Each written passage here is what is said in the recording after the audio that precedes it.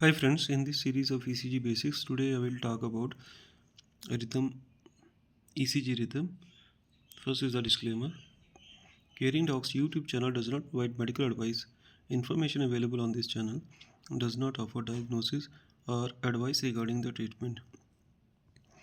Information provided by this channel is for educational purpose only. It should not be used as an alternative to healthcare professionals' diagnosis or treatment of any person or animal. Please seek the help of medical expert for diagnosis, prevention, and treatment of medical illnesses. There is no endorsement for any brand or company. To analyze the heart rhythm, we usually focus on the rhythm strip, and in a 12 lead ECG, we usually choose the lead 2, and this is usually a 10-second recording. We have to confirm our finding by checking the other leads also. A longer rhythm strip, possibly recorded at a lower speed, can also be useful. We usually choose a 7-step approach for the rhythm analysis. First step is the calculation of the rate. We see whether patient has a tachycardia or bradycardia. As we know that normal heart rate is 60 to 100 beats per minute. Then we look for pattern of QRS complexes, whether they are regular or irregular. If irregular, is it irregularly irregular or irregularly irregular?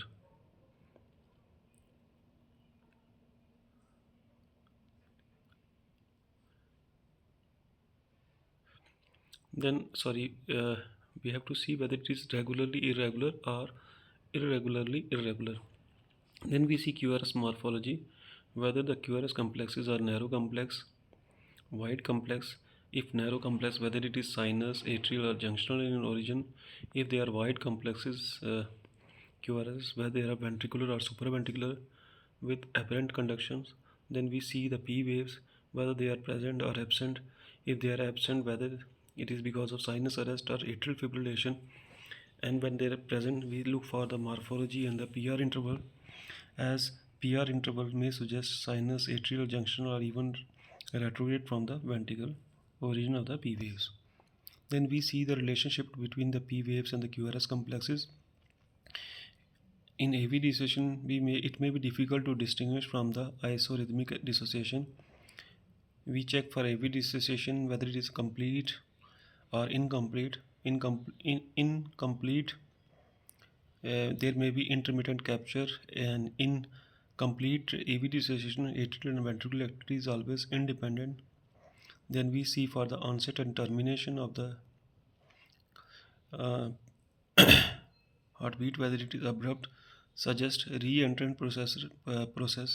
If it is gradual, it suggests increased automaticity. We see response to vagal maneuvers, like for example sinus tachycardia, ectopic atrial tachyarrhythmia, gradual slowing during the vagal maneuvers, but resumes on cessation. AVNRT or AVRT, abrupt termination or no response is seen. In atrial fibrillation and atrial flutter, gradual slowing during the maneuver is seen. And in VT, there is no response to vagal maneuvers. Then we have to check for differential diagnosis, as we know that narrow complex supraventricular tachycardia can be atrial in origin or atrioventricular in origin. When they are atrial in origin, we have to see whether they are regular or irregular. The atrial regular sinus narrow complex tachycardia are seen in sinus tachycardia, atrial flutter, inappropriate sinus tachycardia, sinus node re-entrant tachycardia.